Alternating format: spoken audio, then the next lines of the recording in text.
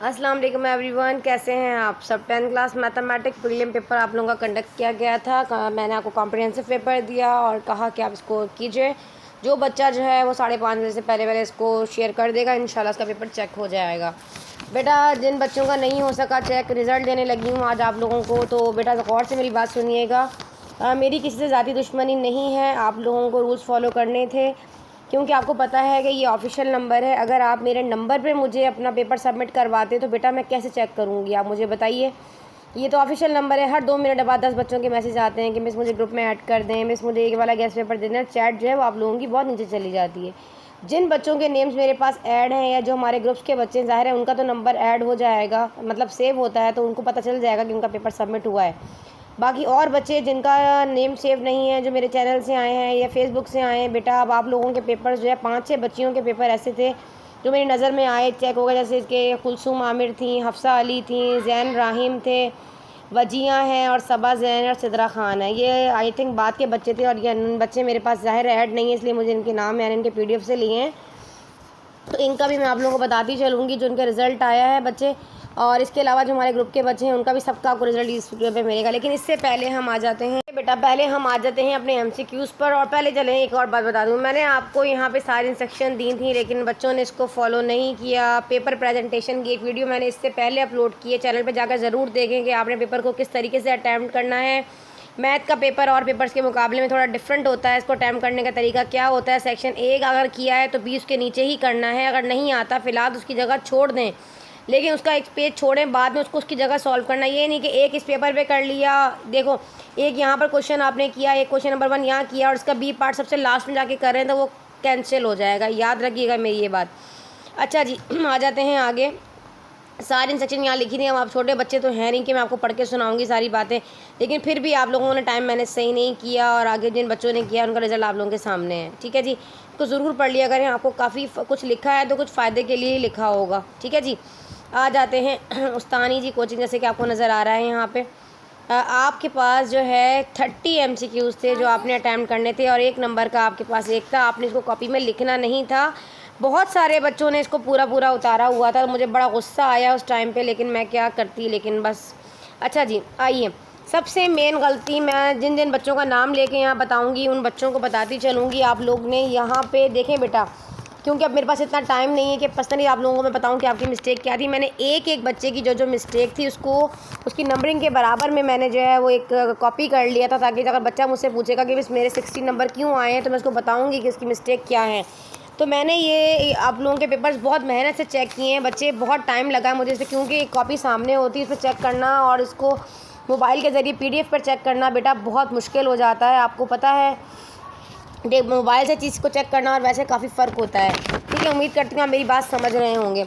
अब फर्स्ट वाला सवाल, बहुत सारे ऐसे बच्चे हैं जिन्होंने पूरे नंबर लिए हैं अल्हम्दुलिल्लाह, लेकिन 2-3 नंबर उनके सिर्फ MCQ से कट गए हैं। वो ऐसे हैं कि जब भी आपने फर्स्ट सवाल देख लीजिए, द मीडियन 2, 8, 6, 40 एंड 12, इसकी प्रेजेंटेशन की वीडियो ऑलरेडी पहले अपलोड की है, उसको जाके वहाँ से देखना है। जब भी MCQ सॉल्व करना है तो आपने ऊपर लिखना है MCQs। सेक्शन सबसे पहले हेडिंग डालनी है सेक्शन A, फिर नीचे उसकी हेडिंग डालनी है सिंपल सी MCQs। फिर आपने नंबर 1, नंबर 2, ये जो नंबरिंग लिखी है इस पेपर की, नंबर 3, ये आपने इस तरह एक लाइन जब ड्रॉ कर लोगे यहाँ आएगा। अब फर्स्ट वाले का जो भी आंसर था, राइट ऑप्शन फर्स्ट वाले का 9 था तो आपने फर्स्ट का 9 लिखना है। सेकंड वाले का 28 था तो आपने 28 लिखना है। इस तरीके से आपने इसको फाइंड आउट करना था। लेकिन अफसोस इस बात का कि आप लोगों ने बहुत सारी मिस्टेक किया। मैं इसका सोल्यूशन आपको इसलिए नहीं दूंगी क्योंकि ऑलरेडी मैं अपने चैनल के ऊपर आपको मीन निकालना, मीन प्रोपोर्शन, इस तमाम की वीडियोस, क्वाड्रेंट, ट्रायंगल, इक्विलैटरल कब होता है, इंस्क्राइब सर्कल क्या है, कॉम्प्लीमेंट्री एंगल, सप्लीमेंट्री एंगल, ये सब चीज़ें मैं आप लोगों को बहुत डिटेल में एक्सप्लेन कर चुकी हूँ।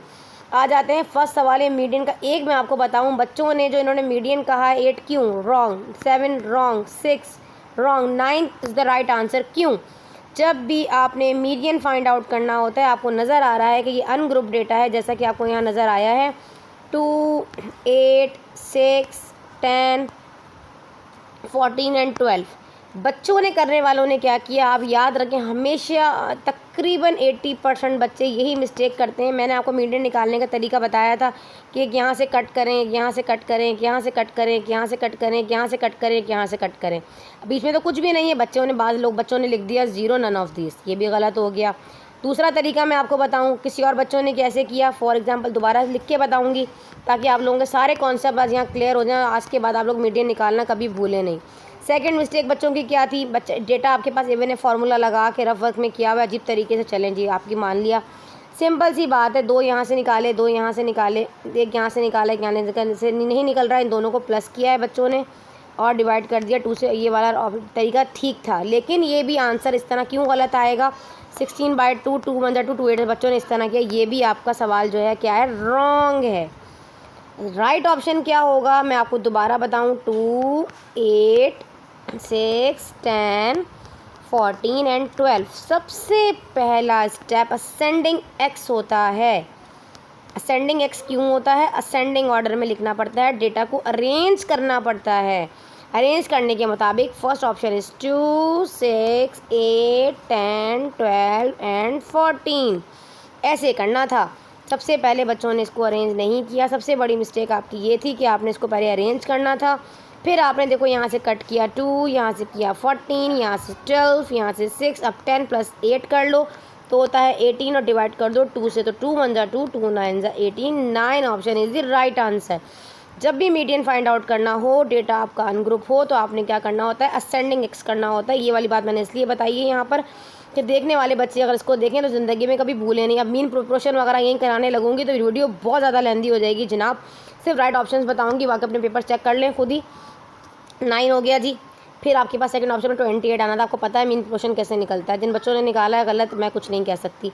ये वाला सोल्यूशन सेट जो है 3x² - 10x, ये बच्चों ने यूजुअली गलती की है। ये 0 10/3 इसका आंसर आना था। 2 सोल्यूशन सेट बनने थे इसके, क्योंकि ये वाली चीज़ x के पास भी है और ये y के पास भी है। बच्चों ने ये वाली मिस्टेक की। इसको मैंने बड़ा चैनल के ऊपर बटा जब मैंने लाइव सेशन लिया था उसमें मैंने बड़ा अच्छा से एक्सप्लेन किया था, क्योंकि x के पास भी 0 है और यहाँ पे 3x - 10 = 0 हो जाएगा लास्ट वाले स्टेप में ना। आपने कॉमन निकाल कर भी इसको फाइंड आउट कर सकते हो ईजिली, जिस तरीके से आपको जो है वो आसानी रहे आप उस तरह इसको जो है वो सॉल्व करें। लेकिन बस क्या कह सकती हूँ, यहाँ पे भी बच्चों ने बड़ी मिस्टेक की। सिंपल इसको इसी तरह अरेंज किया और निकाल लिया। इसका बेस्ट तरीका वही था, x = 0 और सेकंड वाला था 3x - 10 = 0 करके आपने इसको फाइंड आउट करना था। यहाँ कर ही दूँ, नहीं तो बच्चे बोलेंगे मिस आपने बताया नहीं है। देखो ना 0 होता है ना, फर्स्ट तो ये था। सेकंड था आपके पास 3x - 10 = 0। अभी आप इससे मल्टीप्लाई कर दो यहाँ पर। अभी इसका ये x जो है, x के पास भी 0 है ना ये वाला, और इसके पास 3x - 10 = 0 इसके पास भी। अब ये वहाँ जाएगा, सबसे पहले माइनस का 10 वहाँ चला जाएगा तो पॉजिटिव 10 हो जाएगा, और ये मल्टीप्लाई में जो 3 है ये डिवाइड में आ जाएगा तो 10/3। तो फर्स्ट क्या हो गया, 0 हो गया, और दूसरा जो हो गया वो 10/3 हो गया। x हटा दो, इसको ले लो सोल्यूशन सेट में। तो ये राइट ऑप्शन था। मैं करती समझ आ रहा होगा, 0 और 10 जो है इसका 10/3 राइट ऑप्शन है। अच्छा जी, नेक्स्ट आ जाए क्वाड्रेंट। क्वाड्रेंट भी मैंने आप लोगों को एक्सप्लेन किया हुआ है बड़ा ज़बरदस्त तरीके से। थर्ड को बच्चों, और एक बात और याद रखिएगा, बड़ी मज़े की बात बताने लगी हूँ अभी यहाँ पे मैं आप लोगों को। अगर आप लोगों के MCQs के कॉन्सेप्ट ठीक नहीं है ना और गलत हैं, तो आपका एग्जामिनर कोई पागल नहीं है जो आपकी कॉपी चेक कर रहा है, उसके बाद बहुत एक्सपीरियंस होता है इस चीज़ का। बाज़ दफ़ा ऐसा होता है कि यहाँ छोटी मोटी मिस्टेक, अगर उनका MCQs का कॉन्सेप्ट ठीक होते हैं और आगे जाके कोई गलती कहीं और निकली होती है तो एग्जामिनर पूरे नंबर दे देता है। वो कहता है नहीं बच्चे ने यहाँ पे क्वाड्रेंट ठीक निकाला था, आगे जाके जब ऑर्डर पेयर वगैरह फाइंड आउट करोगे ग्राफ बनाते वक्त वहाँ पे अगर कोई गलती हो जाएगी तो एग्जामिनर के नंबर पूरे दे देगा, जैसे कि हम पूरे देते हैं और मैंने दिए हैं बच्चों को ऐसे नंबर। अनस अहमद अवैस जो आप मुझे देख रहे हैं इस टाइम पे, अगर बेटा आपकी सबसे बड़ी मिस्टेक MCQs की यही निकली थी कि आपने मीडियन को फाइंड आउट नहीं सही किया था, आपका 9 आपने जो है ना ऑप्शन में लिख दिया था। और एक और बच्ची थी, बड़ी प्यारा पेपर उनका था, हाँ आमना काशिफ नाम की बच्ची, बिल्कुल मुझे याद आ गया, आमना काशिफ। आपने भी बेटा MCQs नंबर 1, MCQs नंबर 3 और MCQs नंबर बच्चे आपने जो है वो 26 गलत किया है। अदरवाइज़ आपके पूरा पेपर माशाल्लाह से आउट क्लास था। अच्छी प्रेजेंटेशन थी आपकी पेपर की, बहुत ज़बरदस्त था। आपका क्वेश्चन नंबर 1 और MCQs नंबर 3 और MCQs नंबर आपका 26 गलत था। 26 भी कहाँ है वो भी मैं दिखा दूँ निकाल के यहाँ पर, 1 मिनट फिर मैं आगे जाती हूँ ताकि इसकी एक चीज़ क्लियर हो जाएगी। यहाँ पर 26 ये रहा। अ सर्कल हैज़ जो है 1 डायामीटर, आपने 2 लिख दिया था। ये सर्कल है, इसके बाद कॉर्ड देखो तो यहाँ से भी निकलता है, इधर से भी निकलता है, इधर से भी निकलता है, बट डायामीटर जो होता है सर्कल का वो क्या होता है, 1 होता है। रेडियस यहाँ से भी यहाँ तक का डिफरेंस रेडियस है, यहाँ से यहाँ तक का डिफरेंस रेडियस है, यहाँ से यहाँ तक किसी भी सर्कल से पॉइंट के से सर्कमफेरेंस तक का जो डिस्टेंस है वो क्या होता है, रेडियस होता है। सर आप यहाँ से यहाँ तक ले लें, यहाँ से यहाँ तक ले लें, यहाँ, लेकिन यहाँ पे मैंने पूछा था कि डायामीटर कितने, तो एक सर्कल का ओनली 1 डायामीटर होगा, ओहो, मेरा पेन एक तो गायब हो जाता है। सारी बातें सुना करें, जो जो बात बताती हूँ उसके मत किया करें। किसी ना किसी की कोई ना कोई बात मेरे सामने यहाँ पे पेपर पे लिखी हुई है, जो मिस्टेक आप लोगों की बड़ी हो मैंने आप लोगों को बताती जा रही हूँ। अच्छा जी, आगे आ जाइए। मुझे बड़ा था कि आमना काशिफ मेरी माशाल्लाह ग्रुप की बच्ची हैं, बहुत अच्छा पढ़ती हैं अल्हम्दुलिल्लाह। इनके पूरे आने चाहिए थे, लेकिन अफसोस इनके 3 नंबर MCQ की वजह से कट गए। सबसे अच्छा नंबर अरसला खान का आया, उन्हीं के पेपर के ऊपर प्रेजेंटेशन मैंने आप लोगों के साथ शेयर की है, उस वीडियो को जाकर ज़रूर देखिएगा। अच्छा जी, 75 आउट ऑफ 75 लेने वाली बच्ची अरसला खान है। अच्छा जी, आगे आ जाइए। आपके पास यहाँ पे है, मैं क्या बता रही थी आपको, यहाँ पे आपके पास 9 ऑप्शन है, सेकंड में 28 है, थर्ड में 10/3 है। क्वाड्रेंट की बारी आ जाती है। आप लोगों को पता है दोनों ऑर्डर पेयर जो है वो माइनस के हैं। तो जिस बच्चे ने ये बेवकूफ़ी इसमें भी की है, तो मैं नहीं समझती कि उसको कॉन्सेप्ट क्लियर है। थर्ड ऑर्डर पेयर होगा, देखो ना ऐसे यहाँ लाए करेगा दोनों। ये x माइनस का है, ये वाला x पॉजिटिव है, ऊपर वाला y पॉजिटिव है और नीचे वाला y जो है। अब मैं देखो ना, मैं कहती हूँ मैं एक्सप्लेन नहीं करूँगी, लेकिन मुझसे नहीं रहा जाता, जो मिस्टेक होती है मैं कहती हूँ मैं बता दूँ, कोई देखने वाला बच्चा देख ले इसको, यहीं पर ही समझ ले भाई, इधर ही समझ ले। यहाँ पर जो चीज़ लाए करेगी वो फर्स्ट क्वाड्रेंट है, जो इधर लाए करेगी वो सेकंड क्वाड्रेंट है, जो इधर लाए करेगी वो थर्ड क्वाड्रेंट है, और जो इधर लाए करेगी फोर्थ क्वाड्रेंट है, क्योंकि यहाँ पर x भी माइनस है और y भी माइनस। सिंपल सी बात है, तो ये थर्ड क्वाड्रेंट आना था। आप लोगों ने क्या यहाँ पे खिचड़ी बनाई थी, गुस्सा बड़ा चढ़ रहा था, मेरे आसपास बैठे होते तो मैं कान मरोड़ देती आप लोगों के अच्छे तरीके से, जैसे मैं अपनी औलाद के मरोड़ती हूँ। अच्छा जी, आगे आ जाइए। A triangle have no equal side, ऐसा ट्राइंगल जिसकी कोई भी साइड इक्वल नहीं होती, क्या होता है? स्केलेन ट्राइंगल होता है। फिर कितनी बड़ी बड़ी मिस्टेक्स की। इक्विलेटरल ट्राइंगल लिखा हुआ था एक बच्चे ने, तो मैंने कहा अच्छा इक्विलेटरल ट्राइंगल में कोई चीज़ इक्वल नहीं होती। बड़ा प्यारा जवाब दिया था भाई उसके अंदर, तो वो भी ग्रुप का बच्चा, पूछूंगी ज़रा उसका नाम मैं ज़रा देख लूँ। मैंने यहाँ का लिखा था ऐसा triangle, triangle having no sides congruent, scalene triangle, triangle having 2 sides are congruent. अगर 2 साइड्स कॉन्ग्रेंट होंगी तो आपके पास वो आइसोसेलेस ट्राइंगल होगा। कहाँ जनाब, वो कहाँ छुपा बैठा है, वो रहा सेकंड ऑप्शन होता। इक्विलैटरल ट्राइंगल होता तो triangle having all the 3 sides are congruent, तीनों साइड्स इक्वल होती। अगर वो आपके पास क्या होता, इक्विलैटरल ट्राइंगल होता। तो उस पर मैंने आप लोगों को बताया भी था। ये देखो ऐसा होता है ना, ऐसा पूरा एक साथ, एक ये भी 60 होता है इक्विलैटरल ट्राइंगल में, इसकी ये साइड भी 60 होती है, इसकी ये साइड भी। अगर वो आपसे पूछता है कि इक्विलैटरल ट्राइंगल, ये मैंने MCQ आगे दिया भी, यही एक्सप्लेन कर रही हूँ क्योंकि इसका नाम जो आ गया है ना यहाँ पे ये, लेकिन इसका ऑप्शन राइट जो है स्केलेन ट्राइंगल था। यहाँ पे इक्विलैटरल ट्राइंगल में अगर आपसे वो पूछता है एक साइड किसके इक्वल होगी, तो आप कहोगे जी 60 के होगी ईच साइड, और पूरे का सम जो होता है इक्विलैटरल ट्राइंगल में वो 180 के इक्वल होता है। 60 कितना होता है, 120, 120 में 60 मिलाया, 60 मिलाया तो 180। अच्छा जी, यहाँ आ जाए, इसका ये ऑप्शन था an angle inscribe is a major arc. अब देखो ना, ये वाला एक्यूट एंगल था। मैंने कितनी बार ही आप लोगों को जब प्रैक्टिकल ज्योमेट्री का चैप्टर बताया, हर चीज़ बार बार बताइए, लेकिन बस क्या कर सकते हैं जनाब। कॉम्प्लीमेंट्री एंगल का सम बच्चों ने क्या लिखा हुआ है, 180। देखो भाई, ये एक ट्राइंगल है, ठीक है, ये 90 डिग्री है। इसके सामने वाले दोनों एंगल क्या होते हैं, कॉम्प्लीमेंट्री होते हैं, एक दूसरे का कॉम्प्लीमेंट होते हैं। क्यों होते हैं? या तो ये कितनी बार बताया, ये 30 है तो ये 60 है, अगर ये 60 है तो ये 30 है, ये 45 है तो ये भी 45 है, ऐसा ही है ना। ये दोनों का सम जो होता है वो 90 डिग्री होता है, और पूरे ट्राइंगल का सम क्या होता है, 180 होता है। ऐसा ही है। तो कॉम्प्लीमेंट्री एंगल मैंने पूछा था, the sum of 2 complementary, each angle complementary कहा जाए तो 45 कहोगे। अगर 2 कॉम्प्लीमेंट्री एंगल का सम कह रहा होगा, यहाँ पे सम का नाम आ रहा है, तो 90 डिग्री आएगा। अगर यही कहता the angle of the sum of 2 the sum of supplementary angle, तो आप जब लिखते 180 डिग्री। अगर क्वाड्रिलेटरल ट्राइंगल होता तो 360 होता। लेकिन बस क्या बोलूँ, इतनी बार एक चीज़ बताती हूँ मेरा बच्चा, आप लोग मेरी बात नहीं सुनते। टेंजेंट 60 किसके इक्वल होता है? टेंजेंट 60 आप लोगों के पास सिंपल है, √3 के इक्वल होता है। आप लोगों ने क्या वो फाइंड आउट नहीं किया? सिंपल आप लोगों को तो निकालना आते हैं ना, सारे रेशोज़ निकालना आते हैं। और मैंने आपको फिंगर टिप्स के ज़रिए भी बताया था, एक फिंगर ट्रिक मैंने आप लोगों को बताई थी अपने चैनल के ऊपर। अब यहाँ बताने लगूंगी फिर टाइम ज़्यादा हो जाएगा, तो आप मेरे ख्याल में वहीं जाकर देखिएगा ये वाली टिप। अच्छा, स्टैंडर्ड डिवीजन निकालना है। अब यहाँ पर आपके पास वो कह रहा है, आपके पास if the standard division of series 4 दे दिया गया, वेरिएंस फाइंड आउट कर दें जनाब। ठीक है, अब कह रहा है 4 है, उसका स्टैंडर्ड डिवीजन जो है 4 है, उसका वेरिएंस फाइंड आउट करना है। जब भी वेरिएंस फाइंड आउट करना होगा तो उसके ऊपर क्या लगा दोगे, स्क्वायर। तो 4 का स्क्वायर हो जाएगा 16। ठीक है जी, यहाँ तक समझ आ गया। अच्छा आगे आ जाए, अच्छा ये देखें बड़ा मजे का सवाल था। इफ़ द सीरीज़ जी 4 4 4 4 4 वेरिएंस क्या होगा, या 4 4 4 4 स्टैंडर्ड डेविएशन क्या होगा। इस तरह सेम सीरीज़ का स्टैंडर्ड डेविएशन और वेरिएंस क्या होता है, हमेशा ज़ीरो होता है। समझ आया, ज़ीरो आंसर आना था इसका। अच्छा जी आगे आ जाइए। 1 प्लस टेंजेंट स्क्वायर थीटा, मैंने ये आपको दी थी identity. 1 plus tangent square theta is equals to sec square theta is the right answer. रट लें इसको अपनी ज़िंदगी में। The sum of all parallelogram, एक पूरा पैरेललोग्राम है उसका सम क्या होगा। देखो ये पैरेललोग्राम है ना, ट्राइंगल की बिगड़ी हुई शक्ल है। इन दोनों का जो सम होगा ना, बेस का, इन दोनों का सम मिलाकर 180 होगा, और इन दोनों का सम ऊपर वालों का मिलाकर कितना होगा, 180 होगा। तो 180 और 180 कितना होता है, 360 होता है, जाहिर सी बात है। तो यहाँ पे आना था 360।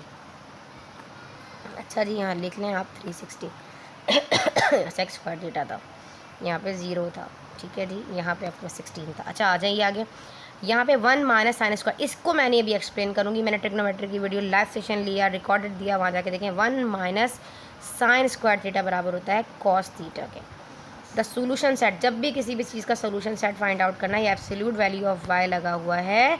अब माइनस लगाएगा, इधर बहु बैठा हुआ है, एक जिन बैठा हुआ, मतलब माइनस बैठा हुआ है, सोल्यूशन सेट एम्प्टी हो जाएगा। आंखें बंद करके किसी भी इक्वेशन में अगर यहाँ पे बहु बैठा हुआ है, इस वाली वैल्यू के साथ माइनस लगा है, तो आंखें बंद करके क्या लगा देना, एम्प्टी सेट। कुछ करने की ज़रूरत नहीं है, कोई कैलकुलेशन करने की ज़रूरत नहीं है। तो आपके पास राइट ऑप्शन क्या था यहाँ पर, डायरेक्ट अपना टाइम ऐसे बचाएं। अब देखो मैंने यहाँ दे दिया the sum of 2 supplementary angle. मैंने सप्लीमेंट्री एंगल का सम आपसे पूछा है कि वो बराबर किसके होता है, वो 180 के इक्वल होता है। तो यहाँ आपके पास आना था, राइट ऑप्शन आपका था 180। अब आपके पास मैंने यहाँ पर आपको पास समीशन एक्स की वैल्यू दे दी गई थी 50, और एन दे दिया गया था मैंने 5, और मीन फाइंड आउट करना था। देखो जिसके ऊपर बार लगा होता है ये मीन है। अगर बात दफ़ा मीडियन ना भी कह रहा हो और इस तरह का निशान सैम्बल दे रहा हो, तो आपने खुद समझ जाना है कि ये मीडियन पूछ रहा है। अगर मैंने जैसे फर्स्ट क्वेश्चन आपको दिया, मैंने मीडियन लिख कर दिया था, ऐसे मीडियन। अगर मैं मीडियन ना लिख कर देती और इस तरह मीन लिख कर दूँ या मीडियन लिख कर दूँ, तो आपने इस तरह के सैम्बल से पहचानना। और मॉड होगा तो इस तरह छोटा सा उल्टा दाल बना हुआ होगा। ठीक है जी, समझ आ गया आप लोगों को। ये मीन का सैम्बल है, मीडियन, ये मीन भी कह सकता है, इसमें आपको म्यू भी कह सकता था, इसमें वो आपको एवरेज भी कह सकता था। ठीक है जी। अब फार्मूला आपने अप्लाई करना था। हमें पता है किसी भी मीन को फाइंड आउट करना हो तो समीशन एक्स अपॉन एन होता है, मतलब all observation divided by total number of observation. All observation उसने ऑलरेडी दी हुई है 50, हमें करने की ज़रूरत ही नहीं है। और नीचे दे दिया गया है आपके पास कितना, एन दे दिया गया है आपके पास 5। तो 5 कम 5 को 5 टाइम, अल्लाह अकबर, क्या हो गया मुझे, 5 × 5 0, मतलब 10 टाइम पढ़ूंगी तो 50 आ जाएगा। अगर फॉर सपोज़ यहाँ पर ये समीशन एक्स नहीं दिया हुआ होता, यूँ होता 1 2 3 4 5, तो हम क्या करते, ये सारा समीशन एक्स ही तो है। समीशन मतलब टोटल, एक्स मतलब ऑब्जर्वेशन, इन सबको प्लस कर लोगे तो 1 + 2 + 3 प्लस, उन्होंने आपका टाइम बचाने के लिए आपको दिया था, तो आप इन सबको प्लस करोगे, 1 2 3 4 5 से डिवाइड कर दोगे, ऐसे निकलता है ये। आगे आ जाइए। The value must repeated in data, ऐसी डेट वैल्यू जो कि डेटा में बार बार रिपीट हो रही हो। या बच्चे क्या करते हैं, हाईएस्ट वैल्यू ले लेते हैं मॉड को। मोस्ट रिपीटेड वैल्यू जो होती है, ठीक है, वो वाली क्या डेट, वो डेटा होती है मॉड होती है, most repeated and frequent value of the data of the observation in the observation. Sorry, गलत जवाब दे गया जी, मॉड आएगा। अगर फॉर एग्जांपल ऐसा आ जाए जी, वो आपको ऑब्जर्वेशन दे देता है 1 2 2 3 4, अब बताएं मॉड क्या, आप बच्चे क्या कर, बच्चे कर देंगे जी 4 मॉड है। नो, बड़ी वैल्यू मॉड नहीं, फ्रीक्वेंट रिपीटेड, जो रिपीट हो रही है, 2 दफ़ा रिपीट हुई, 2 इज़ मॉड। बाज़ दफ़ा ऐसा हो गया 1 2 2 3 3 और 4। ठीक है जी, समझ आया। अब आप बोलेंगे मिस 2 भी आ रहा है और 4 भी, ये वाली अब जो आपके पास डिस्ट्रीब्यूशन होगी ये यूनी होगी, यूनी मॉडल होगी। ठीक है, अब आगे वाली जो होगी, राइटिंग में मत जाइएगा, यहाँ पे आ जाइए। अगर ये, क्योंकि मैं अपनी फिंगर से लिख रही हूँ, ठीक है जी, ये 2 है और ये आपके पास 3 है, तो आपके पास 2 मॉड, आपको दो मॉड है जी, बिल्कुल 2 मॉड भी होते हैं। जो डिस्ट्रीब्यूशन है वो बाई मॉडल भी तो हो सकती है, तो 2 मॉड हो जाएंगे। और अगर कोई चीज़ रिपीट नहीं हो रही तो नो मॉड, मॉड इज़ 0। अच्छा जी, यहाँ आ जाएँ, आपके पास A/B प्रोपोर्शनेट टू B/D। इसमें B क्या होगा, कितना आसान है ना, कितनी बार बताया मैंने आप लोगों को ये वाला सवाल, जल्दी से बताया था। इसका ऑप्शन तो मैं लगाना भूल गई, मैं यहाँ लगा दूँ, नहीं तो आप लोग कहेंगे कि मिस ने जो है वो ऑप्शन नहीं लगाया था। यहाँ पे ऑप्शन 10 आना था। अच्छा देखें, अभी मेरा पेन फिर गायब हो गया है, ये रहा, आ गया, 10 आना था यहाँ, 1 मिनट। अच्छा यहाँ क्या था, यहाँ मॉड आना था। अब यहाँ पे आपके पास थर्ड प्रोपोर्शन आना था। ये थर्ड प्रोपोर्शन निकालने का तरीका, जब आपको बी फाइंड आउट करना हो, बस बाज़ दफ़ा ऐसा होगा वैल्यूज़ दे देगा, निकालेगा, तब भी आप निकाल सकते हो ना। बड़ा आसान निकालने का तरीका मैंने आप लोगों को, mean proportion, third proportion, fourth proportion, मेरा बच्चा ये तो मैंने सारी चीज़ें आप लोगों को ऐसे रट्टू तोता बना दिया था इसके ऊपर। तो आप लोगों को तो ये चीज़ें खुद करनी चाहिए ना, इसको तो बड़ा अच्छा सा आप लोग करें। मैंने मीन निकालने का तरीका आपको बताया कि आपने मीन प्रोपोर्शन कैसे निकालना है। अगर आपसे डुप्लीकेट रेशो पूछ ले, सब डुप्लीकेट रेशो पूछ ले, तब आप कैसे निकालोगे। तो ये सारी चीज़ें आप लोगों को आनी चाहिए। मीन प्रोपोर्शन पूछता है तो आपने रूट लगा देना होता है। सब डुप्लीकेट रेशो पूछ रहा होता है तो आपने इसका क्यूब लगा देना होता है, सिंपल, ठीक है ना जी।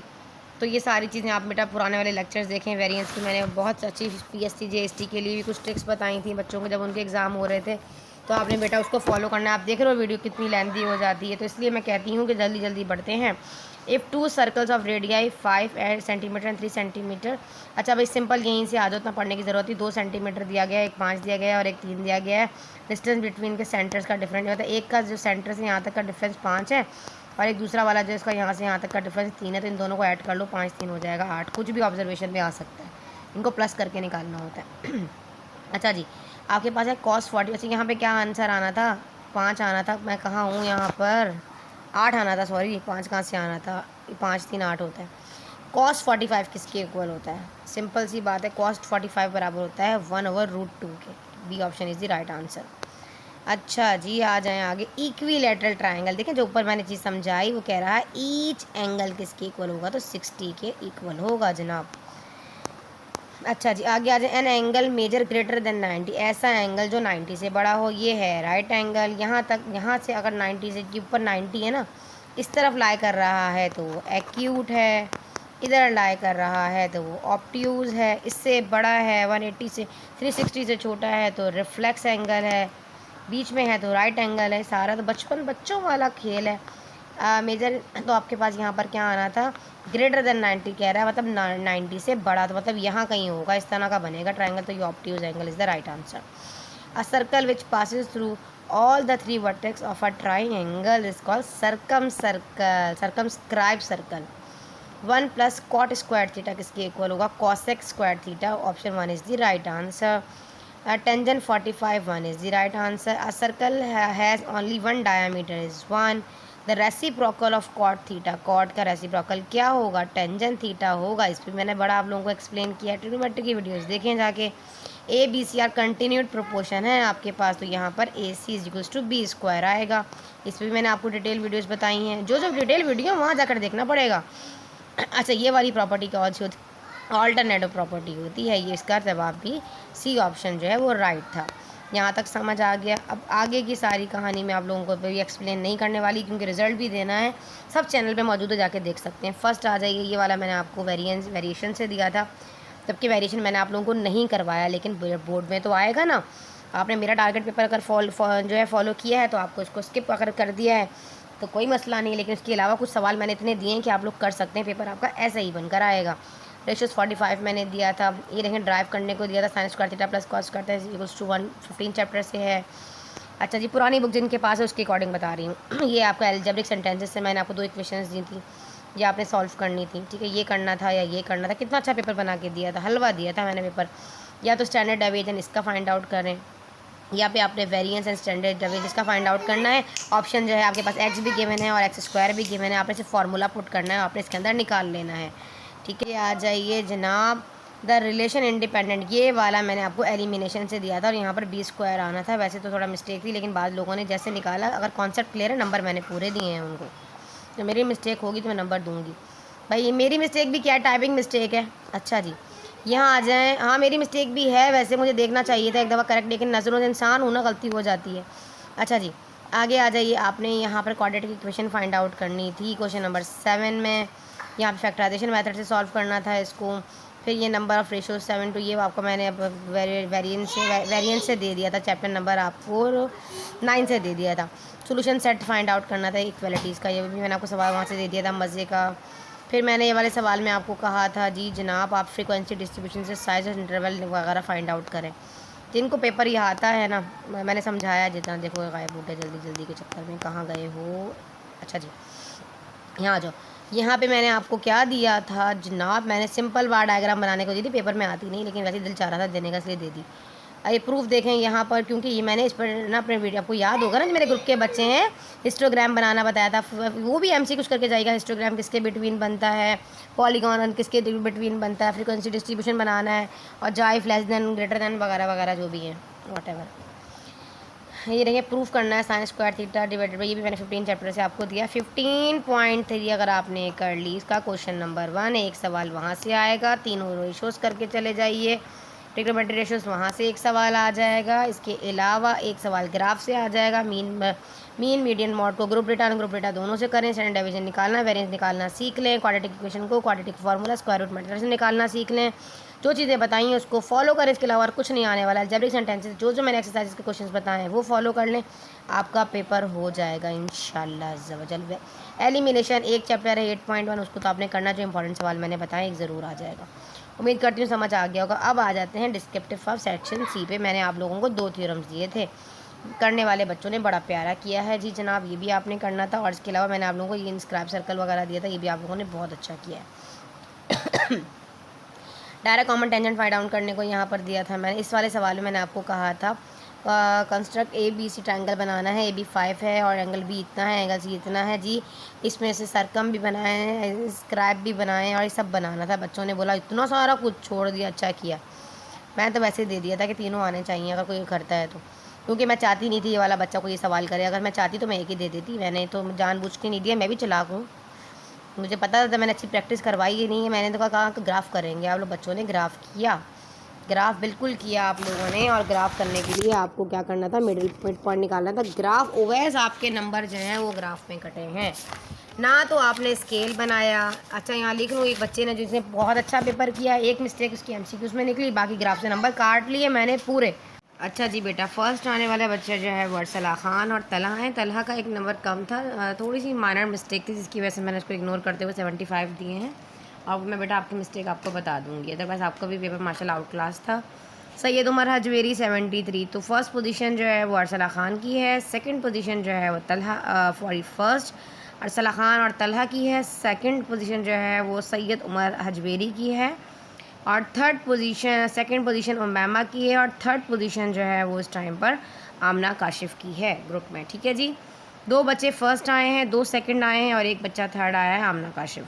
आगे आ गई अनस आपकी 71 है, और आगे सहर इकबाल आपकी भी 71 है। किंजा का ये खावर है या कमल था, पता नहीं क्या नाम था, तो मुझे समझ नहीं आया इसलिए मैंने बता दिया। किंजा मेरे ग्रुप की बच्ची हैं बेटा, आपके 70 हैं, राहिल ख़ान के 70 हैं, और मनाहिल शाह के 70 हैं, ईमान फ़ातिमा के 70 हैं, कुलसूम बीबी के 70 हैं, मानूर यासीन के 70, और मोहम्मद शेख आपके 69 है। माइनर सी मिस्टेक थी आपकी जिसकी वजह से जो है 1 नंबर और कट गया। शहरियार आपकी भी एक मिस्टेक, 70 पूरे हो जाते हैं, आपकी सारे MCQ से नंबर कटे हैं, और एक आपका लॉन्ग पार्ट से कटा है। सुफियान अहमद आपके 68.5 हैं, हानिया आपके 65 हैं, अमल जीशान के 65 हैं। अननोन ये बच्ची का कोई नाम नहीं था, वो देख लीजिएगा जिसका नाम नहीं था, आई थिंक फेसबुक से आई थी, 64 हैं। महा अली के 64 हैं, दिशान अशफाक के 64, बीबी जहरा के 64, उमर उस्मान ख़ान के 62, उमर अली के 61, सैयद बीबी बिलाल हुसैन के 60, हमज़ा और ये बहरिया का कारसाज, ये 2 बच्चे हैं, एक कारसाज वाला बहरिया का, एक हमज़ा अली। अब देख लीजिएगा कारसाज वाले बच्चे के भी 60 हैं और हमज़ा अली के भी 60 हैं। अच्छा जी, अब आ जाते हैं हम आगे। निम्रा के हैं 55, जिया कुमार के 55, और ये सारा पटेल के 52, आयशा मलिक के 50, ईमान कुरैशी के 47.5, और बच्चे आपके फ़ातिमा सिद्दीकी के 49, इमादिल के 32 इन्होंने क्या बात काम की, वैसे माशाल्लाह इतना अच्छा पढ़ती हैं, सिर्फ MCQs दिया और एक सवाल दिया, पेपर दिया ही नहीं। कुलसूम आमिर के 62, हफ्सा अली के 31, जैन राहिम के 30, वजिया के 35, सबा जैन के 35, सिद्रा खान के 30 और हिबा के 50। यहाँ 50 में से हो गया था 1 नंबर मुझसे, हिबा का इसके नीचे आना चाहिए था, तो यहाँ नीचे आ गया जी जनाब। दुआ में रखें याद और इस तरह मेहनत करते रहें। अल्लाह पाक आप तमाम बच्चों को कामयाब रखें। जज़ाक।